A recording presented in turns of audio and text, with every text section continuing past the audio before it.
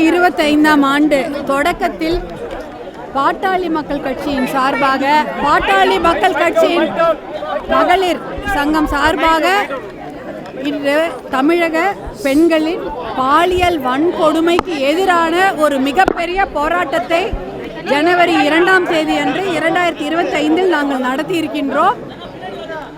ஆம் ஐ நெக்ஸ்ட் அப்படின்ற தலைப்பில் இந்த போராட்டத்தை நடத்தி இருக்கிறோம். ஏன்னா தமிழ்நாட்டில் நிறைய பெண் குழந்தைகள், நிறைய மகளிர் பெண்கள் இந்த பாலியல் வன்கொடுமைக்கு ஆளாக்கப்பட்டு துன்புறுத்தப்பட்டு இருக்கிறாங்க.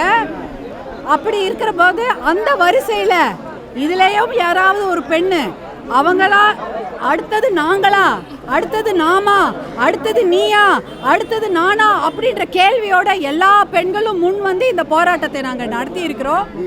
பாட்டாளி மக்கள் கட்சி சார்பாகவும், மருத்துவர் ஐயா அவர்களின் வழிகாட்டுதல் சார்பாகவும், பாட்டாளி மக்கள் கட்சியின் தலைவர் மருத்துவர் அன்புமணி அவர்களின் ஊக்குவிப்பு காரணமாகவும் இந்த மிகப்பெரிய போராட்டத்தை காலையிலிருந்து நாங்கள் தொடர்ந்து நடத்தி கொண்டு வருகின்றோம். இதற்கு மிகப்பெரிய ஆதரவு அளித்த எங்களுடைய ஊடக நண்பர்களுக்கும், பாட்டாளி மக்கள் கட்சியின் மகளிர் அணியினருக்கும், எங்களுடைய சகோதரர்களான பாட்டாளி மக்கள் கட்சியின் அனைத்து சகோதரர்கள் அவர்களுக்கும் என்னுடைய மனமார்ந்த நன்றியை நான் இன்னைக்கு தெரிவிச்சுக்கிறேன். இன்னைக்கு காலையிலேருந்து வண்டிகள் வர ஆரம்பித்து விட்டது. இப்போ என்ன பண்ணிட்டாங்க, திருவண்ணாமலையில் உழவர் மாநாடு நடந்தது.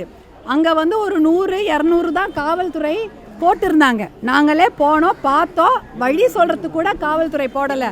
ஆனால் இன்னைக்கு இந்த பேரணி நடக்க போகுது, வெறும் கண்டன ஆர்ப்பாட்டம் தான் நடக்க போகுதுன்னு கேள்விப்பட்டவனே, ஐயோ உழவர் மாநாடு அவ்வளோ பெருசாக நடத்தி காமிச்சாங்களே, இவங்க என்ன பண்ணிடுவாங்களோன்ற ஒரு யூகத்தில் கிட்டத்தட்ட வள்ளுவர் கோட்டம் தான் அந்த பேரணி, இது கண்டன ஆர்ப்பாட்டம் நடக்கும் இடம்.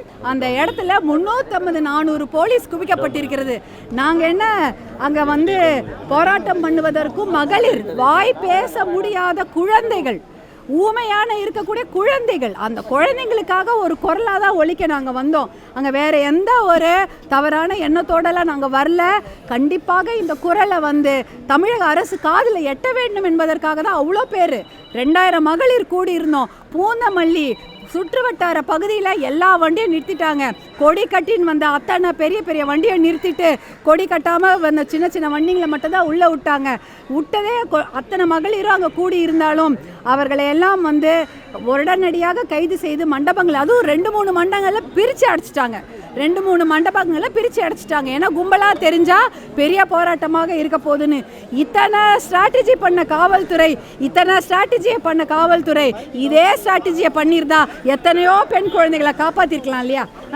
இப்படிலாம் இவ்வளோ பண்ணி எங்களை அரெஸ்ட் பண்ணுறதுக்கு இவ்வளோ காவல்துறையை குவிச்சிங்களே, இதே காவல்துறையை குவிச்சிருந்தா எத்தனை பெண் குழந்தைங்க லிஸ்ட்டாக பாருங்கள், எவ்வளோ பெரிய லிஸ்ட்டு. இது வந்து கடந்த மாதம் மட்டும், கடந்த 2-3 மாதங்களில் நடந்தது.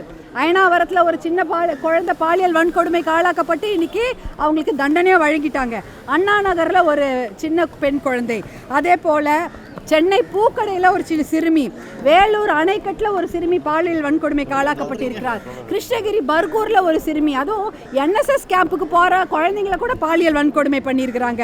திண்டுக்கல்ல பட்டிவீரன்பட்டியில், வடமதுரையில் இன்னொரு பாலியல் வன்கொடுமை, புதுக்கோட்டையில் கந்தர்வக்கோட்டையில் பாலியல் வன்கொடுமை, தஞ்சாவூரில் ஒரு பெண்ணுக்கு பாலியல் வன்கொடுமை, கள்ளக்குறிச்சியில் ஒரு வாரத்துக்கு முன்னாடி ஒரு இளம் விதவை, அந்த பொண்ணுக்கு பாலியல் வன்கொடுமை நிகழ்த்தப்பட்டு அங்கே அந்த சம்பவ இடத்துல மரணம் அடைஞ்சிட்டாங்க, கொண்டு இருக்கிறாங்க. யார் குற்றவாளின்னு கூட இன்னும் கண்டுபிடிக்க முடியல. மதுரையில் அங்கேயும் ஒரு கல்குளம் என்ற அந்த பகுதியில் பாலியல் வன்கொடுமை, காஞ்சிபுரத்தில் ஒரு கல்லூரி மாணவி, அண்ணா பல்கலைக்கழக கல்லூரி மாணவி. எங்கள் கிட்ட இன்னைக்கு ஒரு வந்திருக்கு பாருங்க அத்தனை லெட்டர்ஸ். நாங்கள் இந்த பெண்கள் எடுக்க பாலியல் வன்கொடுமைக்காகவும் பெண்கள் பாதுகாப்புக்காகவும் இந்த போராட்டத்தை நடத்துகிறோன்னு தெரிஞ்சவுடனே வீடியோ ஆதாரம், ஆடியோ ஆதாரத்தோட அத்தனை லெட்டர் வீட்டுக்கு வருது. எல்லாமே எங்களுக்கு நாங்களும் பாதிக்கப்பட்டிருக்கிறோம். அண்ணா பல்கலைக்கழக மாணவி பாதிக்கப்பட்டாதான் எல்லாரும் போராடுவாங்களா? எங்களுக்காகவும் போராடுங்க அப்படின்னு திருவாரூர்லேருந்து கல்லூரியிலேருந்து அனுப்புகிறாங்க. எல்லா அரசு கல்லூரியிலேருந்து அனுப்புகிறாங்க. எல்லா கல்லூரியிலேருந்தும் இந்த பாலியல் வன்கொடுமை நடந்து கொண்டு இருக்கிறது அப்படின்னு அனுப்புகிறாங்க. இப்போ இதுக்கெல்லாம் என்ன பதில் சொல்ல போகிறோம்? பெண்களுக்கு பாதுகாப்பே இல்லையா தமிழ்நாட்டில்? தமிழ்நாட்டில் பொறுத்த வரைக்கும் இன்றைக்கி வந்து அதிகப்படியான பெண்களுக்கு எதிரான நடத்தப்படும் பாலியல் வன்கொடுமைகள் அதிகமாகி இருக்குது. 2021 2023 2 வருடங்களில் 2 மடங்கு அதிகரித்து இருக்கிறது. இன்றைக்கி 5000 பேர் மேலே 5000 வந்து 5000த்துக்கும் அதிகமான பெண் குழந்தைகள் பாலியல் வன்கொடுமைக்கு ஆளாக்கப்பட்டிருக்கிறாங்க. அப்படின்னா 11% அதிகமாக இருக்குன்னு சொல்கிறாங்க. அப்படின்னா ஒரு மாநிலம் என்றால் அது பெண்களுக்கு பாதுகாப்பான மாநிலமாக இருக்க வேண்டும். ஒரு தமிழ்நாடு அப்படிப்பட்ட ஒரு நல்ல மாநிலமாக தான் இருந்தது. இன்னைக்கு என்ன சீர்குலைஞ்சு போயிருக்குது? ஏன் டபுள் மடங்கு 2 மடங்காக அதிகரித்து இருக்கிறது? வட இந்தியாவை தான் சொல்லுவாங்க, பீகாரில் அப்படி நடக்குது, ராஜஸ்தானில் அப்படி நடக்கிறது, மேற்கு வங்காளத்தில் அப்படி நடக்குதுன்னு. இன்னைக்கு பெண்களுக்கு பாதுகாப்பு இல்லாத மாநிலமாக 4வது இடத்துல இருக்குது தமிழ்நாடு. வெக்கக்கேடு. அப்புறம் என்னதான் இங்கே காவல்துறையும் சட்டத்துறையும் அரசாங்கமும் செஞ்சுட்டு இருக்கிறாங்க?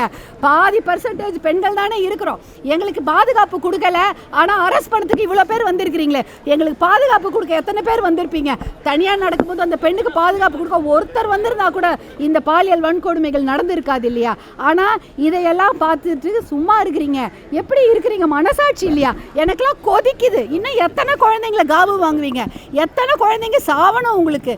எத்தனை பெண்கள் பலியாகணும் உங்களுக்கு? எத்தனை இளம் விதவைகள் செத்து போனோம்? குற்றவாளிகளையும் பிடிக்க முடியல, அவங்களுக்கு தண்டனையும் கொடுக்க முடியல, சட்டத்து மூலமாக அவங்களுக்கு ஒரு விடிவு காலமும் கிடைக்கல. அப்போ என்னதான் இங்கே நடக்குது? இதை பார்க்கறதுக்கு மனசாட்சின்னு ஒன்று இருக்கா?